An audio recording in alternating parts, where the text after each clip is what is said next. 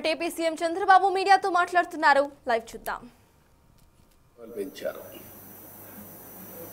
కడవన 15 రూపాయలు అట్లా current peak load factor కోసం 15 రూపాయలు పెట్టుకున్నారు. ఇంకొక పక్కన మీరు ఒకసారి చూసి నేను మొన్న కూడా పేపర్ కూడా రిలీజ్ చేస్తాను మీకు ఆ డీటెయిల్స్ అని మళ్ళీ నేను పోలా. ఇప్పుడు 9,000 కోట్ల రూపాయలు ఏదైతే సోలార్ విండ్ రెన్యూబుల్ ఎనర్జీస్ ఉన్నాయో వాళ్ళకు డబ్బులు పే చేశారు క్యాపిటల్ కాస్ట్ కింద. అది ఆపరేషన్ ప్రాక్టికల్ నిల్. 9 కరెంటు వాడుకోకుండా ఊరికే వచ్చే కరెంటుని 9,000 కోట్ల రూపాయలు కోర్టు వల్ల వాళ్ళకు పే చేసే పరిస్థితికి వచ్చారు. అది విధ్వంస పాలన అంటే. మనుషులు ఏ విధంగా కక్షగా పోతారనే దానికి ట్యాక్స్ పేయర్స్ మనీ ఏ విధంగా బలైపోతుందో ఒక ఉదాహరణ మాత్రం. ఇలాంటివి చాలా వరకు జరిగాయి. నేను ఆ రోజు ఒకే మాట చెప్పాం, మళ్ళీ దీన్ని ఘాట్లో పెడతాం, ఎక్కడ కూడా నిర్లక్ష్యం చేయం, కరెంటు ఛార్జీలు పెంచకుండా ఈ వ్యవస్థని సమర్థవంతంగా నిలబెడతామని చెప్పాం, నిలబెట్టాం. నేను కరెంటు ఛార్జీలు 2వ సంవత్సరం పెంచాను. నెక్స్ట్ ఇయర్ కూడా సమర్థత పెంచుకుంటాం. దాని మీద కూడా ముందుకు పోతున్నాం. ఆ తర్వాత మీరు చూస్తే సమర్థవంతమైన సాగునీటి నిర్వహణతో కరువు లేకుండా చేస్తామని చెప్పాం. ఈరోజు మీరు ఖరీఫ్ అయింది, రబీ స్టార్ట్ అయింది. దగ్గర 950 టీఎంసీ ఆఫ్ వాటర్ రిజర్వాయర్లో ఉంది. మీరు అవేర్లో చూసుకో 940 ఆ ప్రాంతంలో ఉంటుంది. ఇంకొక పక్క గ్రౌండ్ వాటర్ ఎక్కువ శ్రద్ధ పెట్టాం. ఇది 7.35 మీటర్ల ఆవరేజ్లో ఉంటే గ్రౌండ్ వాటర్ ఇప్పుడు 6.08 తగ్గించాం, అంటే గ్రౌండ్ వాటర్ పెంచాం.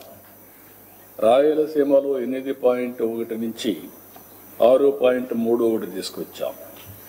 ఇతర జిల్లాల్లో 7.01 నుంచి 5.97 తీసుకొచ్చాం. నేను ఈరోజే కాదు 30 ఏళ్లుగా ప్రయత్నం చేస్తున్నా. సాగునీటి పంట కుంటలు తవ్వడం, చెక్ డ్యాములు కట్టడం, కంటూర్ ట్రెంచెస్ తవ్వడం, ఫారెస్ట్ ఏరియా మొత్తం వాటర్ కన్జర్వేషన్ మెథడ్స్ వేయడం, ఇవన్నీ చేశాం. దాని ఫలితాలు ఈరోజు 6 మీటర్లకు వచ్చింది. నెక్స్ట్ ఇయర్కి 3 మీటర్లకు తేవాలని 2 ఏళ్లలో దానికి ఒక ప్రణాళిక తయారు చేసుకుంటున్నాం. రిజర్వాయర్స్ కట్టడమే కాకుండా భూమిని జలాశయంగా చేసుకుని భూగర్భ జలాలు పెంచాలి, దానికి ముందుకు పోతున్నాం. అవి కూడా చేస్తున్నాం. అన్ని మైన్ ఇరిగేషన్ నీళ్లు నింపడానికి కూడా ప్రయత్నం చేస్తున్నాం. ఇంకొక పక్క ఏపీ బ్రాండ్ పూర్తిగా దెబ్బతినింది. ఇండస్ట్రీస్ పారిపోయినాయి. ఇండస్ట్రీస్ రావద్దని చెప్పే పరిస్థితికి వచ్చారు. మేము రాము, ఎవరు పోవద్దనే పరిస్థితికి వచ్చారు. ఈరోజు మళ్ళీ బ్రాండ్ని రివైవ్ చేశాం. మొన్నే 13,26,000 కోట్ల రూపాయలు పెట్టుబడులు వచ్చాయి. 16,30,000 మందికి ఉద్యోగాలు వస్తాయి. ఎస్ఐపిబి ఇప్పటికే 8,29,000 మందికి 8,29,000 కోట్ల రూపాయలు ఆమోదం చెప్పాం. దీనివల్ల 7,62,000 మందికి ఉద్యోగాలు వస్తాయి. ఇవన్నీ కూడా.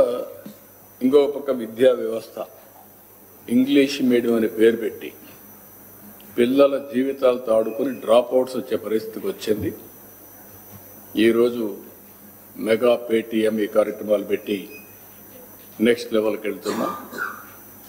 ఒకప్పుడు ఆల్ ఇండియా లెవెల్లో టాప్ 5లో ఉండే విద్యా వ్యవస్థను నాశనం చేస్తే మళ్ళీ దాన్ని రివైవ్ చేసి టాప్ 3లో కానీ నెంబర్ 1 కానీ ఒక ఆల్టర్నేటివ్ ఎడ్యుకేషన్ ఆంధ్రప్రదేశ్ను ఒక మోడల్గా తయారు చేయడానికి ప్రయత్నం చేస్తున్నాం. పల్లె పండుగ ఇలాంటి కార్యక్రమాలు పెట్టి రూరల్ ఇన్ఫ్రాస్ట్రక్చర్కి శ్రద్ధ పెట్టాం. వీళ్ళు మొత్తం పెట్టినటువంటి మామూలు కాదు.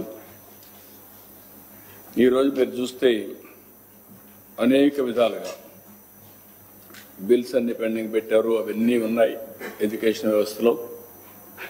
పల్లె పండుగలు అయితే విలేజెస్ అన్నీ కూడా ఇన్ఫ్రాస్ట్రక్చర్ తయారు చేస్తున్నాం. ఇంకొక పక్కన 5 ఏళ్ళు ఒక్క రోడ్డు కానీ ఒక చెరువు కానీ ఏది కట్టలేదు, నిర్వీర్యం అయిపోయింది వ్యవస్థ. అవన్నీ రివైవ్ చేసి స్ట్రీమ్లైన్ చేస్తున్నాం. ఇలాంటి కార్యక్రమాలన్నీ చేయాలంటే మళ్ళీ మనకు, నేను ఒక మాటలో చెప్పాలంటే 85 లక్షల మెట్రిక్ టన్నుల చెత్త వారసత్వంగా ఇచ్చిండారు.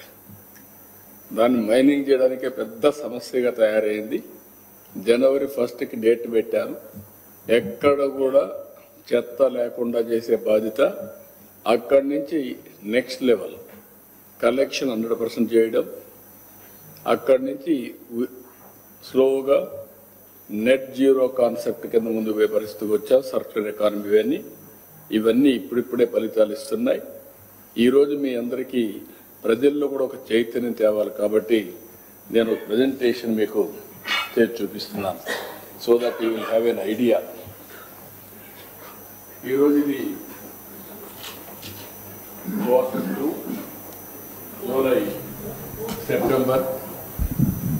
July September 25-26, first half yearly April to September 25-26.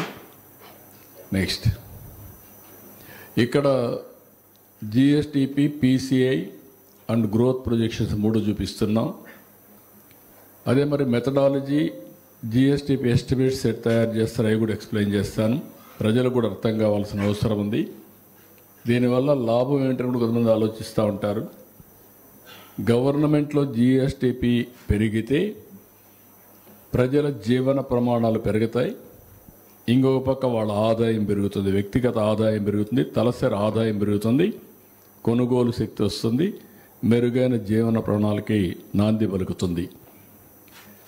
H1 April to September 25-26 current prices, అది మరి కాన్స్టెంట్ ప్రైసెస్ 2 ఉంటాయి. 11, 12 బేస్ ఇయర్గా తీసుకొని కాన్స్టెంట్ ప్రైసెస్ క్యాలిక్యులేట్ చేస్తారు. అదే సమయంలో ఈ సంవత్సరం కరెంట్ ప్రైసెస్ ప్రస్తుతానికి తీసుకొని చేస్తారు. ఇక్కడ AP GSTP target versus achievement for the year 25-26 project చేశాం. H1 అచీవ్మెంట్, H2 టార్గెట్, అది కూడా ఒకసారి రిమైండ్ చేస్తున్నాం. నెక్స్ట్ ఇది మీరు ఒకసారి చూస్తే హిస్టరీ కూడా. ఎందుకు నేను హిస్టరీ చూపిస్తున్నానంటే పాలకులు చేసే తప్పుల వల్ల ప్రజల జీవితాలు ఏ విధంగా అతలాకుతలం అవుతాయి, ఒక ఎగ్జాంపుల్స్ ఇవన్నీ. అదే మరిగా ఆపర్చునిటీ ఏ విధంగా పోగొట్టుకుంటారు అనేది కూడా ఒక ఇంపార్టెంట్ ఇష్యూ. నేను ఆ మధ్యకాలంలో ఒకసారి 6-7 వైట్ పేపర్స్ని పబ్లిసైజ్ చేశాను. అందులో డీటెయిల్డ్గా వెళ్ళాను ప్రతి ఒక్క వ్యవస్థను కూడా.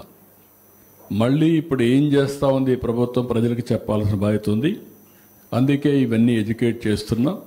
ఎవరికైనా అర్థం కాకపోతే అర్థం చేసుకోవడానికి కనీసం చదువుకున్న వాళ్ళని అర్థం చేసుకొని 10 మందిలో చర్చించాల్సిన అవసరం ఉంది. ఇది 14-15 బైఫర్కేషన్ అయ్యింది రాష్ట్రం. అప్పటి నుంచి తెలుగుదేశం పార్టీ 5 ఏళ్ళు అధికారంలో ఉన్నాం. 14 నుంచి 18 వరకు, 14, 15, 18, 19.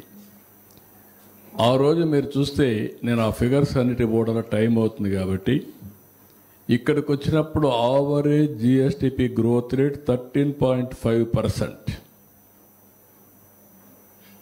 అందులో ఆల్ ఇండియా లెవెల్లో 4.45%.